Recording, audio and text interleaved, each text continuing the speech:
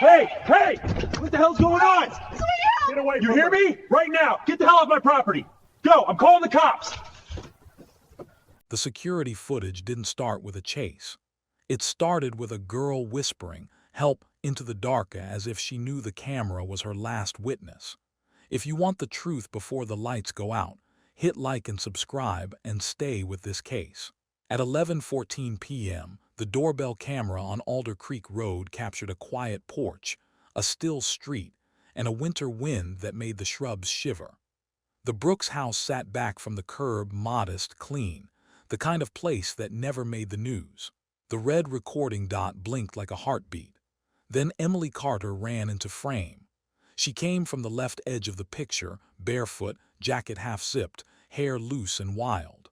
She wasn't sprinting in a straight line, she was zigzagging, slipping, fighting for balance.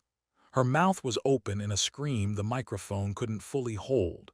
It was too far, too thin, but the panic was unmistakable.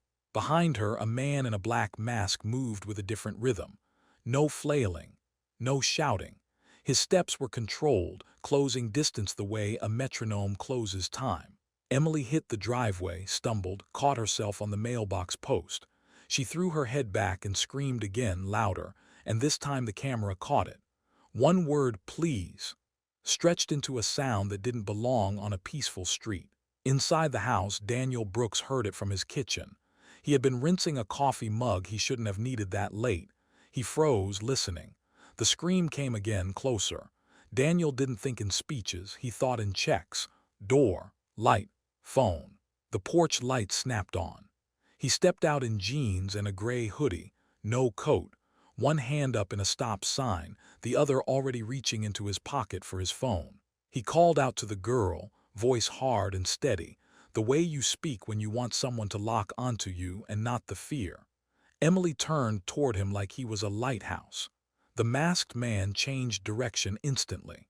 That pivot was the moment the detectives replayed later, frame by frame. It wasn't confusion.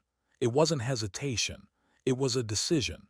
Daniel had become the obstacle, so Daniel became the target. The attacker charged the porch steps. Daniel moved down off the porch instead of back into the house. He closed the distance before the man could build speed. The two collided at the edge of the walkway, the camera jolting as its motion sensor tried to keep up. The audio caught a grunt, a dull thud, then a sharp crack of something hitting concrete. Daniel's shoulder dipped. His hips turned. He used leverage, not rage. The masked man's feet slipped out from under him and he went down hard, face first. Daniel stayed standing. He didn't celebrate. He didn't yell. He just planted one foot near the man's shoulder and kept his weight ready, like he expected a second surge. Emily collapsed near the curb, knees folding, hands shaking so badly she couldn't cover her face. She looked back toward the street as if expecting another shadow to appear. Daniel finally pulled his phone free. "Call the cops," he said, not to anyone outside but to himself, like a command he couldn't afford to fumble. He dialed. His thumb hovered. Then he stopped. Because in the split second of stillness, the camera caught something else, a second set of headlights, dim and mismatched, gliding at the far end of the street, slowing, as if whoever was inside was watching. And Emily's eyes locked onto them like she recognized the car. The headlights at the end of Alder Creek Road did not stop. They slowed just enough to register on the camera, a pale wash of light, uneven, one beam slightly higher than the other, then continued past the intersection and vanished into the dark. Daniel Brooks noticed them only after the police were already on the way.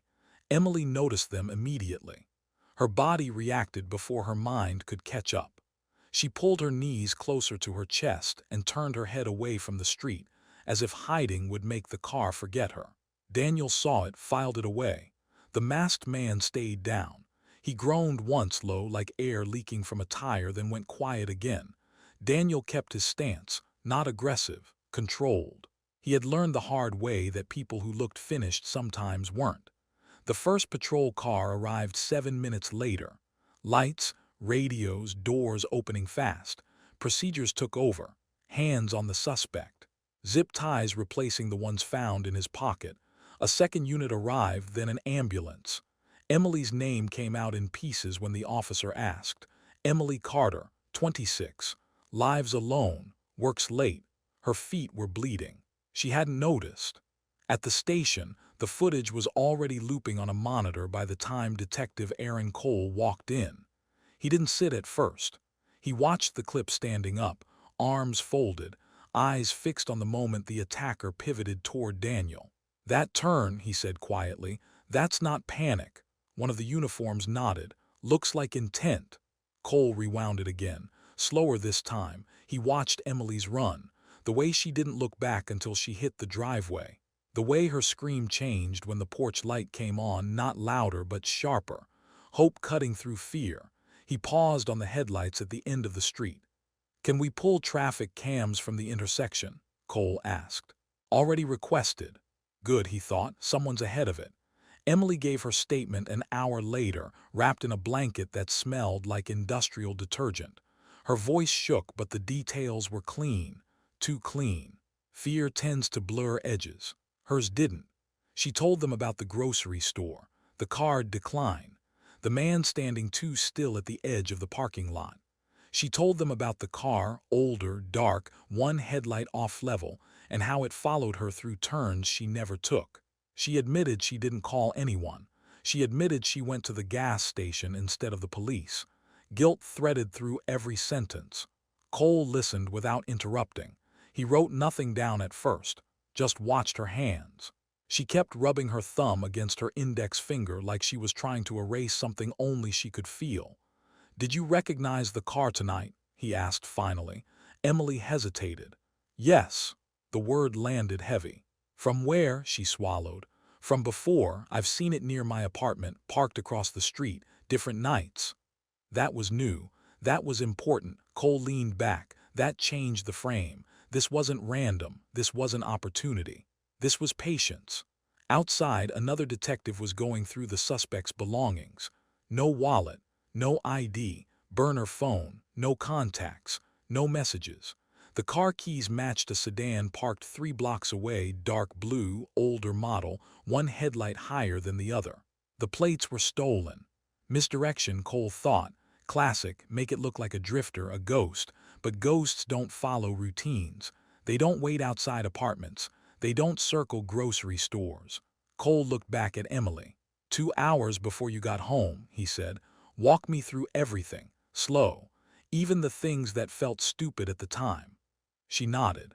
And somewhere between the grocery store lights and the first wrong turn, the real story began to take shape. 2 hours earlier, Emily Carter had still believed the night was manageable. At 9:02 p.m., she locked the glass doors of the dental office behind her and stood on the sidewalk longer than usual, scrolling through messages she had already read. The street was active enough to feel safe passing cars, a couple arguing softly near a bus stop, lights spilling from a laundromat down the block. Normal noise, normal life. Her routine mattered to her. Same path to the parking lot, same seat position, same radio station, volume low. She liked knowing what came next. The first disruption came when her car hesitated before unlocking. A half-second delay, nothing mechanical probably. She noticed anyway. She drove straight to Hawthorne Plaza. Groceries were a necessity, not a choice. The store was half empty, fluorescent lights humming, late-night quiet pressing down on the aisles. She moved quickly.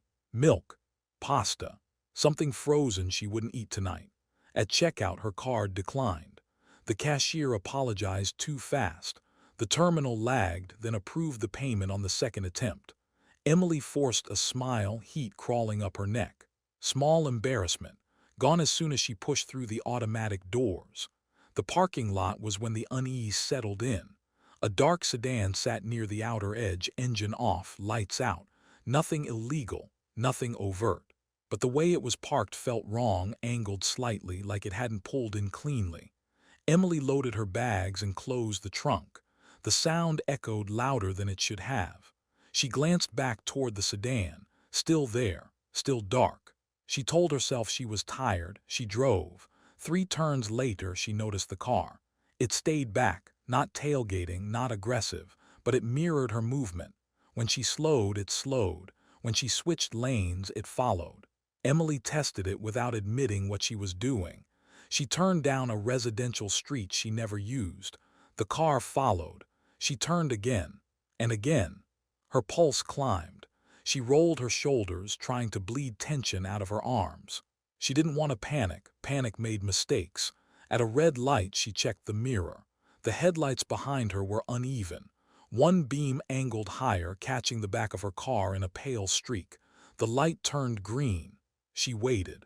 The horn behind her tapped once. Short. Controlled. That was the moment she accepted it wasn't coincidence. She turned without signaling and drove straight to the gas station, pulling in hard under the lights. She didn't park. She didn't get out. She just waited, breath shallow, hands locked around the wheel. The sedan passed by without slowing. Relief came too fast, too complete. She stayed another 30 seconds. Then she left. What Emily didn't see was the sedan turning around at the next intersection. What she didn't hear was the soft click of a door opening when she parked outside her apartment 10 minutes later. She noticed the silence instead. No traffic. No voices, just the hum of a distant highway. Her keys slipped from her fingers as she reached for the building door. That was when the hand grabbed her arm, not frantic, firm, certain. She screamed once, twisted. The grip tightened. She felt fabric against her face, rough, synthetic. A mask. She dropped, rolled, scraped skin. Ran. She didn't think about direction. She thought about light. Behind her, footsteps followed, not rushed, not loud. Close enough to promise inevitability.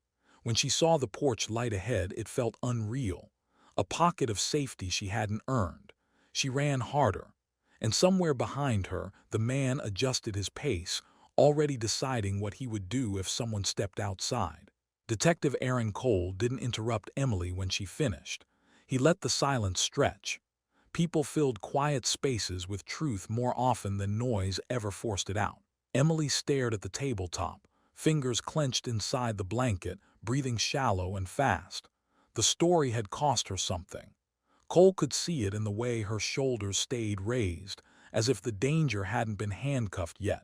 He asked for timestamps. She gave them. He asked for routes. She traced them in the air with her finger, precise, confident. No gaps, no drifting. That confidence cut both ways. After she was taken to the hospital for stitches and a tox screen, standard, procedural, unemotional, Cole stayed behind with the footage. He synced the doorbell camera with traffic feeds from Hawthorne Plaza and the gas station. Different angles, different qualities, same sedan. The car didn't follow her directly out of the grocery store lot. It waited. On a camera mounted above a closed nail salon, the sedan rolled past the plaza exit, then slowed, almost stopped before continuing. 2 minutes later, it reappeared coming from the opposite direction and fell in behind Emily's car at a distance that looked accidental to anyone not searching for intent. That wasn't impulse. That was selection. Cole ran the plate anyway. Stolen as expected. The car itself wasn't. An older model, mid-range, common enough to blend. Purchased cash 18 months ago through a private sale. No address tied to the buyer that still existed. Misdirection layered on top of patience. By 3:40 a.m., Cole had a working theory. Not a name, not a motive, just a shape.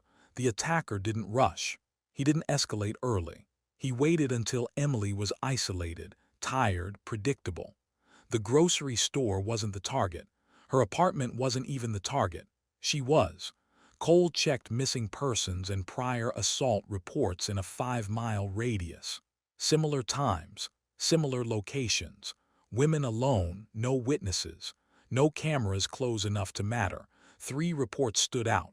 None had led anywhere. In all 3, the victims described a car they couldn't fully identify. In all 3, they blamed themselves for not reacting sooner. Guilt was part of the pattern. At dawn, Cole visited Alder Creek Road. He stood where Daniel Brooks had stood and looked down the street the way the attacker must have seen it, the slope, the blind spot near the intersection, the way the porch light cut the darkness in half. Daniel hadn't been lucky, he had been inconvenient. Cole interviewed him mid-morning. Daniel's account matched the footage frame for frame. No embellishment, No hero talk, just timing and motion. One thing, Cole said, closing his notebook. When he ran at you, did he say anything? Daniel shook his head. No, but he looked angry, not scared. That sealed it. Fear reacts. Anger commits. Back at the station, a lab tech flagged something small. Fiber transfer from the suspect's jacket. A blend of synthetic insulation and fine white dust. Not drywall, not insulation. Industrial powder. Cole pulled the map back up and started drawing circles. Warehouses, distribution centers, old manufacturing spaces converted and forgotten. The circle narrowed fast. By noon, Cole had an address, and a feeling he didn't like. Because the kind of man who waits this long doesn't stop unless something forces him to. And last night, something had. The building sat at the edge of Ridgewood's old industrial strip, where progress had slowed and then given up. A former packaging facility, shuttered years ago, its sign still bolted to the brick as if removal required more effort than anyone was willing to spend. The parking lot was cracked, weeds pushing through like afterthoughts. No cameras. No lights worth mentioning. Cole arrived just after 1:00 p.m. with 2 uniforms and a warrant that still smelled like fresh toner. The sedan was there, parked cleanly, backed in, plates removed. That alone ruled out half his remaining doubts. People who panic leave cars crooked. People who plan don't. Inside, the air carried the same fine white dust the lab had flagged. It coated the concrete floor, clung to shelves, settled into corners no one had touched in years. Footprints crossed it in deliberate paths. Someone had been careful not to rush. They found the room last. A space cleared inside the larger warehouse, sectioned off with temporary walls. Not locked, just hidden. Inside were items that didn't belong together but told a coherent story when viewed as a whole: disposable gloves, wipes, zip ties identical to the ones found on the suspect, a second black mask folded neatly on a chair, and a notebook. No names, no addresses, just dates, times, and short descriptions written in block letters, not fantasies, observations. Red coat, bus stop Tuesdays. Blue sedan, gym nights. Lives alone. Second floor. Emily's name wasn't there, which meant one of two things. Either she wasn't his first choice, or the notebook hadn't been updated yet. Cole photographed every page, every surface. He knew better than to touch anything before forensics finished their sweep, but even standing there, the pattern was impossible to ignore. The man didn't hunt randomly. He cataloged. He filtered. Emily fit the criteria: routine, isolation, predictability, but something had accelerated the timeline. Something had pushed him to act that night instead of waiting longer. Cole went back to the grocery store footage. That's where the misdirection finally cracked. The man wasn't standing still by accident. On a camera near the pharmacy aisle, he passed behind Emily once, then again. On the third pass, he slowed just long enough to watch her type her PIN. The angle was bad, the resolution worse, but it was enough. Her card decline wasn't a coincidence. Someone had tried it before she reached the register. Cole checked the transaction logs. A failed tap payment, attempted less than 2 minutes before Emily checked out. Same terminal, same card. The man had tested access. He hadn't planned to grab her in the parking lot. That was impatience bleeding through discipline. A deviation, a mistake, and mistakes leave traces. The suspect woke up in county holding just after sunset. He asked for water. He asked for nothing else. When Cole entered the interview room, the man didn't look surprised. He looked annoyed. Cole didn't start with accusations. He started with silence. Minutes passed. Then the man smiled behind bruised lips. "You ruined my schedule," he said. That was the first thing he chose to share. And it told Cole everything he needed to know about what came next. The man's name was Thomas Hale. It wasn't the name he had used before. Cole confirmed that within minutes, but it was the one attached to his current paperwork, his fingerprints, his silence. Hale sat straight in the chair, wrists cuffed, ankles free, posture almost polite. The bruising on his face hadn't softened his expression. If anything, it sharpened it. Cole let him talk, not freely, not comfortably, just enough. Hale didn't deny following Emily. He didn't deny the mask, the car, the zip ties. He framed everything as observation, as curiosity stretched too far by unfortunate timing. His voice stayed level, controlled, as if emotion were a resource he rationed carefully. "You can't charge intent," he said at one point. "You can charge outcomes." Cole nodded as if conceding a minor point. Then he slid a photo across the table. It showed the notebook. Hale's eyes flicked down fast, involuntary, then back up. The only crack so far, a mistake small enough to miss unless you were watching for it. "That wasn't finished," Hale said. Cole didn't ask what he meant. He let the silence do the work. Hale leaned back slightly, testing the cuffs. "I had rules," he continued. "I followed them. Last night broke the pattern." "Why?" Cole asked. Hale smiled again, thin and humorless. "Because she noticed." That answer mattered. Back at the station, timelines tightened. The failed tap payment at the grocery store wasn't just reconnaissance, it was a trigger. Hale had been testing Emily's awareness, not her card. When she hesitated, when she looked around the lot, when she altered her route, the waiting phase ended. Control had slipped, and Hale couldn't tolerate that. Cole reviewed the older reports again, this time reading them backward. Not what happened, what didn't. No witnesses, no cameras, no doorbells, no interruptions. Emily had survived because Daniel Brooks had broken the pattern without knowing it existed. That didn't mean the pattern ended with Hale. A digital forensics analyst flagged something near midnight. Hale's burner phone hadn't been as clean as it looked. No contacts, no messages, but one outgoing call had failed earlier that evening. No number displayed. No duration logged, just a timestamp, 36 minutes before Emily ran. Cole checked cell tower pings. The signal bounced off a tower near the industrial strip, then another farther east. Movement. Hale hadn't been alone in the warehouse earlier that day. When confronted, Hale didn't deny it. He didn't confirm it either. He simply said, "Schedules overlap." That was the most dangerous sentence Cole had heard all night. By morning, a second location was identified. A storage unit rented under a different alias, paid 6 months ahead in cash. Inside were items similar to the warehouse, but newer, cleaner, ready. And on a folding table in the center, a single printed photograph. Emily Carter, taken from across the street from her apartment, dated 2 weeks earlier. Cole stared at it longer than he should have. Because if Hale had already moved on to documentation, to archiving, then Emily wasn't the end of the case. She was the interruption. And interruptions, Cole knew, tend to make careful men adapt, not stop. The question wasn't whether there was someone else watching. It was how close they already were.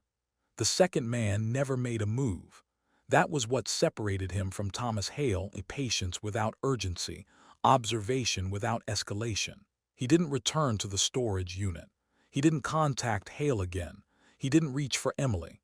He vanished. Cole hated that more than a chase. The evidence against Hale moved fast once the notebook, the warehouse, and the attempted abduction aligned. Charges stacked cleanly: attempted kidnapping, stalking, possession of restraints, fraud tied to the card test at the grocery store. Every piece fit without force. The case was strong. It just wasn't finished. Cole stood in the interview room one last time before Hale was transferred. No questions left, just confirmation. "You had a partner," Cole said. Hale didn't answer right away. He studied the tabletop, then smiled faintly. "I had redundancy," he said. "That's different." Cole leaned in. "He won't protect you." Hale finally looked up, calm, certain. "He doesn't need to." That was the end of it. Emily Carter left Ridgewood 2 days later. No press conference. No interviews. Just a packed car and a temporary address with a friend 3 states away. The department helped where they could, reports sealed, location scrubbed, digital traces minimized. It wasn't protection. It was mitigation. Daniel Brooks never asked for recognition. When a reporter knocked on his door, he didn't answer. He replaced the cracked concrete on his walkway and adjusted the angle of the porch camera. He added another one, wider, higher, overlapping coverage. He slept lighter after that. Weeks passed. The second man was never identified. No matches in prior reports. No new incidents tied cleanly enough to connect. The photograph of Emily remained the last confirmed artifact, a threat that never materialized. Some patterns end with arrests. Others end because they lose control. Cole closed the file with a note he rarely used. Interrupted trajectory. Subject displaced. Risk reduced, not eliminated. It wasn't comforting. It was honest. Months later, the doorbell camera on Alder Creek Road recorded something mundane, a stray cat crossing the frame at dusk, tail flicking, unaware of how close the street had come to becoming a statistic. No screams, no running, just a quiet night that had been earned the hard way. And somewhere out there, a man who learned that cameras, witnesses, and open doors ruin careful plans. If you made it to the end, drop a like and subscribe, because the next case won't announce itself. And tell me this in the comments. Do you think the second man walked away for good, or is restraint just another form of patience?